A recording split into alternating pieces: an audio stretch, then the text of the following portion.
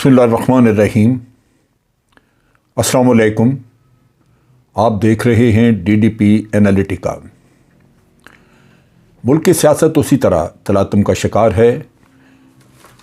Opposition जल्दी में है कि किसी न किसी तरह नो कॉन्फिडेंस मूव चल निकले। हुकूमत अपने मामलात निपटाने के लिए कोशां है, सीधे लोगों से राब्ते वगैरह कर रही है। आइंदा आने वाले दिनों में क्या सूरत हाल बन सकती है? पहली चीज़ तो ये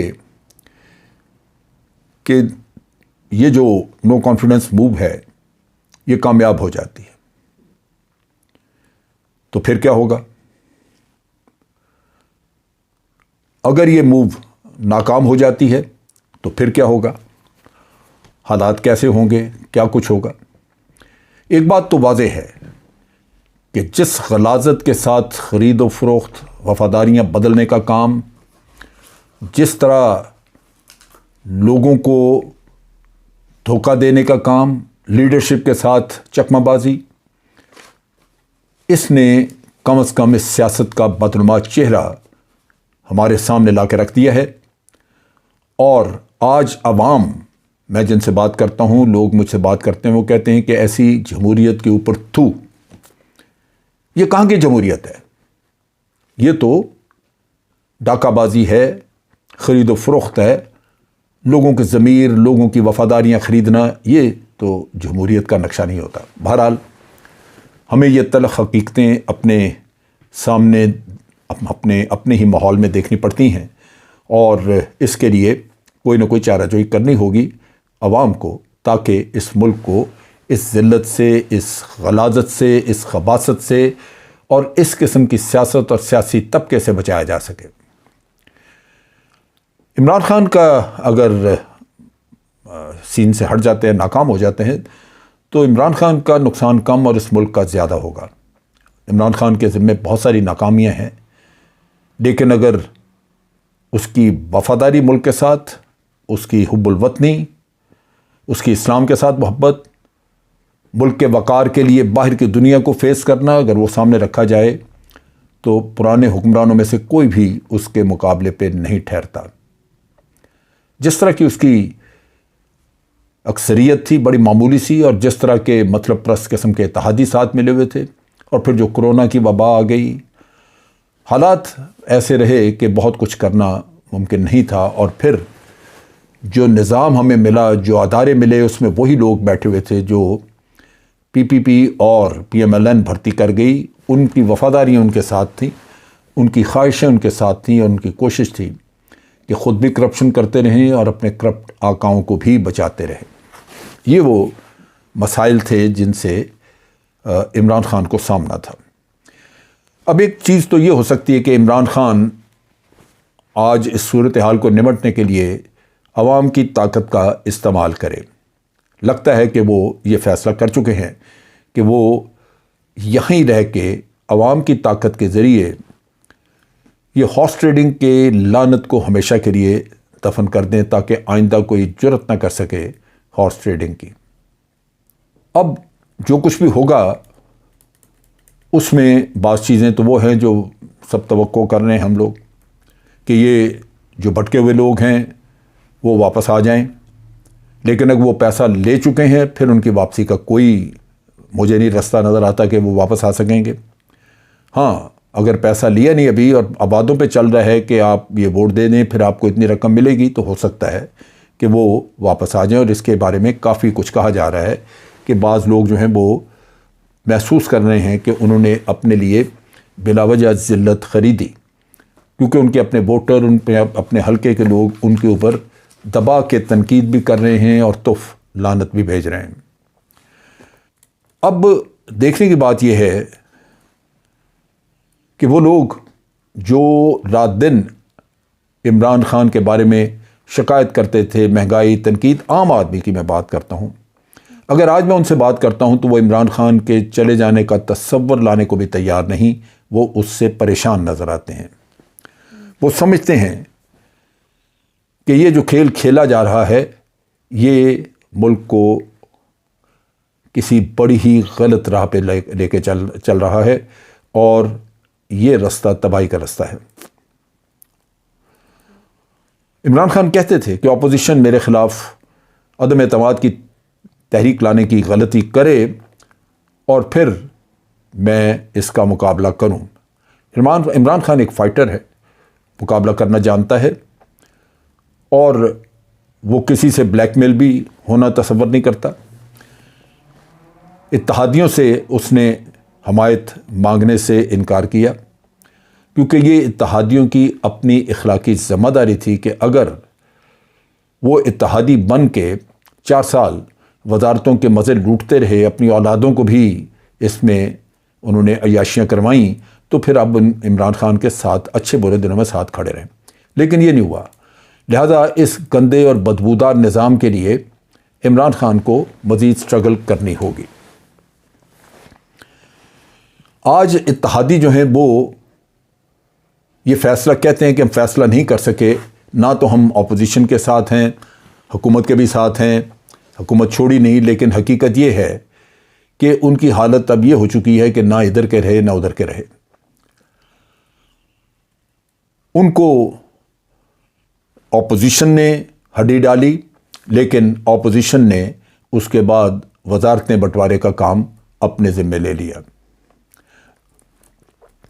چودھری شجاعت اور دوسرے حضرات جو ان کے کہہ رہے ہیں کہ کسی نے کوئی پیسہ نہیں لیا، میرا خیال ہے وہ قوم کے ساتھ جھوٹ بول رہے ہیں۔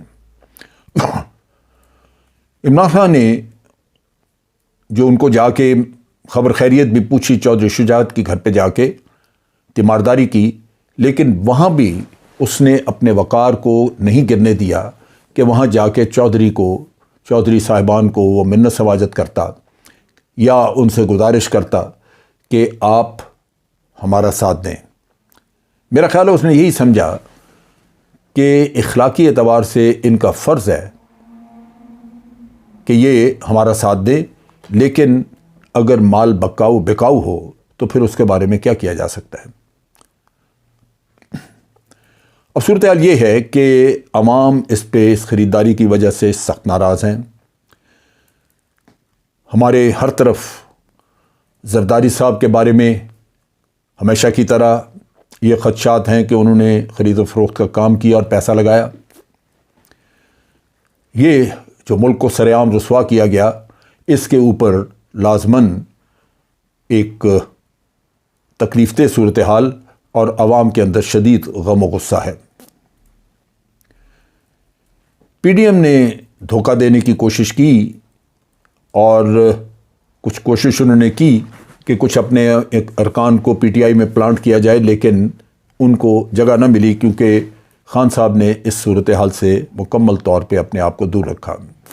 ایک صاف ستھری سیاست میں سمجھتا ہوں ہماری نوید ہے۔ آئندہ لگتا یہ ہے کہ عمران خان کی جد و جہد اس سیاست کو اب صاف کرنے کی طرف ہوگی، اور ہو سکتا ہے کہ رب العالمین کی طرف سے جو یہ مشکلات سامنے ہیں اور ہمارے مالک کی طرف سے ہی اس میں وہ بہتری آئے قوم کے لیے جس کی اس قوم کو اشد ضرورت ہے۔ آج دن تک ہم مفاد پرستی کی غلیظ قسم کی سیاست جو ہم بھگتتے رہے، اور یہاں تک کہ ہر شخص نے اپنی جیب بھرنے کے لیے سیاست کی، ملک کے کام کے لیے نہیں کی، اور یہی وہ مشکل تھی جہاں آپ کو عمران خان باقی سارے ہجوم میں اکیلا نظر آ رہا تھا۔ آرٹیکل 63A کی اپلیکیشن کی حکومت بات کرتی ہے، لیکن اس کی غالباً تشریح لی جائے گی سپریم کورٹ سے، کیونکہ یہ لوگ اپنی نیت اظہار بالکل بتا چکے ہیں، اپنی پارٹی کو ڈیفیکٹ کر چکے ہیں، سندھ ہاؤس میں جا کے بیٹھ چکے ہیں۔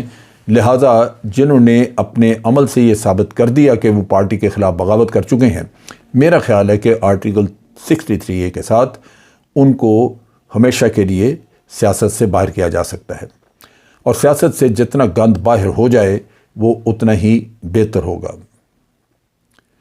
اس وقت پورے ملک میں ایک بے چینی کی کیفیت ہے۔ منحرف ارکان جو ہیں ان کے خلاف شدید غم و غصہ پایا جاتا ہے، ان کے گھروں کے باہر مظاہرے کیے جا رہے ہیں، اور ان مظاہروں کے نتیجے میں تلخی بھی پیدا ہو رہی ہے، لیکن لگتا یہی ہے کہ عوام ان لوگوں کا جینا محال کریں گے۔ اور یہ بھی مجھے توقع ہے کہ اگر یہ نااہل نہ بھی ہوئے تو آئندہ کے لیے اسمبلی کا منہ دیکھنا ان کے لیے بحال ہوگا، بہت مشکل ہوگا کہ عوام ان کو الیکٹ کر کے دوبارہ اپنی نمائندگی کے لیے اندر بھیجیں۔ آپ نے دیکھا، آپ نے ویڈیو کلپ اگر دیکھی ہے کہ نور عالم خان کے ساتھ ایک مقامی ہوٹل میں عوام نے کیسا سلوک کیا، اس شخص کو آڑے ہاتھوں لیا اور اس کو خوب جیب بھر کے ذلیل کیا، اور ابھی وہ اسلام آباد میں ہے، اپنی کانسٹیچوئنسی میں وہ واپس نہیں گیا، جب واپس جائے گا تو اندازہ ہوگا۔ اب یہی وہ چیز ہے جو عوام کا موڈ، عمران خان کا کانڈکٹ، یہ دیکھ کے لگتا یہ ہے کہ بہت سارے اراکین جو منحرف ہیں وہ اپنے لیے آنے والے دنوں میں مشکلات دیکھ رہے ہیں اور کوشش کریں گے کہ وہ اپنی پارٹی میں واپس آ جائیں، خاص طور پہ جنہوں نے پیسہ ابھی تک نہیں لیا اور وعدے پہ زندہ ہیں کہ ان کو اتنی رقم ملے گی۔ دوسری طرف یہ ہے کہ ہم یہ دیکھتے ہیں کہ اگر یہ ناکام ہو گئی موو تو بالکل عمران خان پہلے کی نسبت بہت مضبوط اٹھیں گے، ناکام ہو جاتی ہے تب مضبوط اٹھیں گے، اور اگر یہ نو کانفیڈنس کامیاب ہو جاتی ہے تب بھی عمران خان پہلے کی نسبت بہت مضبوط نکلیں گے۔ کیوں؟ کہ پھر وہ عوام کو ساتھ رابطہ کر کے اس غلاظت کی صفائی کی طرف بھرپور قدم اٹھائیں گے۔ اس وقت جو پی ڈی ایم کے اندر کے حالات ہیں وہ عوام کے جب سامنے آئیں گے تو آپ دیکھیں گے کہ عوام کے اندر مزید غم و غصہ بڑھے گا، بٹوارے کی کیفیت ہے۔ شہباز شریف وزیر اعظم کے امیدوار ہیں، مریم اور نواز شریف ان کو وزیر اعظم بننے نہیں دینا چاہتے، عبوری وقت کے لیے شاہد خاقان عباسی ان کے بڑے چہیتے ہیں کہ ان کو بنا دیا جائے۔ یہ سب اپنی ذاتی جائیداد کی طرح بٹوارے ہیں، اور پھر یہ ہے کہ اگر آئندہ کہیں الیکشن میں کوئی بات بن جائے تو پھر مریم کو پرائم منسٹر بنوا دیا جائے۔ دوسری طرف یہ ہے کہ مولانا فضل الرحمان وہ اپنے لیے صدارت مانگتے ہیں، اس بٹوارے میں وہ ایک شیر کا حصہ مانگ رہے ہیں کہ جو ہاتھی یا شیر کو ملنا چاہیے وہ ان کو ملنا چاہیے، کیونکہ اس ساری منافقت کی دوڑ میں وہی چیمپئن تھے، لیڈ انہوں نے کیا۔ ان حالات میں صدر پاکستان آپ تصور بھی نہیں کر سکتے کہ مولانا بیٹھے اوپر اس مسند پہ بیٹھے ہمیں نظر آئے، لیکن کیا کیا جائے، اس ملک میں اگر کبھی زرداری صاحب اس مسند پہ بیٹھ سکتے ہیں تو مولانا بھی بیٹھ سکتے ہیں۔